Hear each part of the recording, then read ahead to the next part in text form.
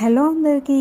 నాకు తెలిసి ఈ పాటికి అందరు బోనాలు అయిపోయి ఉంటాయి, ఎందుకంటే శ్రావణం అయిపోతుంది కదా. ఈసారి మీ ఇంట్లో మీ బోనాల పండుగ ఎలా జరిగిందో నాకు కమెంట్ సెక్షన్ లో తెలియజేయండి. అయితే నేను ఎప్పటిలాగే ఈసారి కూడా మా మమ్మీ వాళ్ళ ఇంటికి బోనాల పండుగకి వచ్చా. ఒక తెలంగాణ ఆడబిడ్డగా నాకు బోనం వండి అలంకరించడం అంటే చాలా ఇష్టం. అయితే ప్రతిసారి ఒకేలా కాకుండా పోయిన సంవత్సరం కంటే ఈ సంవత్సరం ఇంకా అందంగా అలంకరించాలన్నది నా మైండ్ లో ఎప్పటికీ ఉంటుంది. అలా అని నేను ఎక్స్పర్ట్ అని కాదు, కానీ నేను అనుకున్న దానికంటే బాగా వస్తే మాత్రం నాకు అదో రకం సాటిస్ఫాక్షన్. అయితే ఈసారి ఏం జరిగిందంటే సండే స్టార్ట్ అయ్యి థర్స్డే రోజు ఎండ్ అయ్యాయి. అంటే ఆల్టర్నేట్ డేస్ రావడం వల్ల మాకు బోనం రెడీ చేసుకోవడానికి కాస్త టైం ఎక్కువ దొరికిందని చెప్పుకోవచ్చు. ప్రతిసారి మా ఊర్లో ఉన్న 4 గ్రామ దేవతలకి 4 బోనాలు ఒకేసారి చేయాలంటే అస్సలు టైం సరిపోయేది కాదు. ఈసారి ఆల్టర్నేట్ డేస్ రావడం వల్ల, అది కూడా ఒక్కో రోజు ఒక్కో బోనం అవ్వడం వల్ల టైం ఎక్కువ ఉండే అన్నమాట.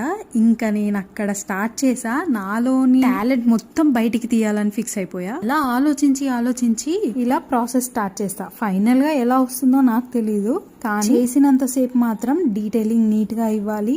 చూసే వాళ్ళకు కూడా అరే డీటెయిలింగ్ చాలా బాగా వచ్చింది అనేలాగా ఉండాలన్న కాన్సెప్ట్ నా మైండ్ లో ఉంది. అసలు నిజం చెప్పాలంటే చూసే వాళ్ళ కోసం కాదు, నేను ఎంత బాగా చేస్తే అమ్మవారు నన్నంత దీవిస్తుంది అన్న కాన్సెప్ట్ నా మైండ్ లో మెయిన్ గా ఉంటుంది. అయితే ఈ బోనం సెకండ్ బోనం అన్నమాట. ఎల్లమ్మ తల్లికి ట్యూస్డే రోజు జరిగింది.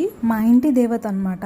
ఎల్లప్పుడూ మా కుటుంబాన్ని సుఖశాంతులతో దీవించి కష్ట నష్టాల్లో మా కుటుంబానికి తోడుండాలని కోరుకొని మనస్ఫూర్తిగా ఎంతో ఇష్టంతో ఈ బోనం చేసి అమ్మవారికి నైవేద్యంగా సమర్పిస్తాము.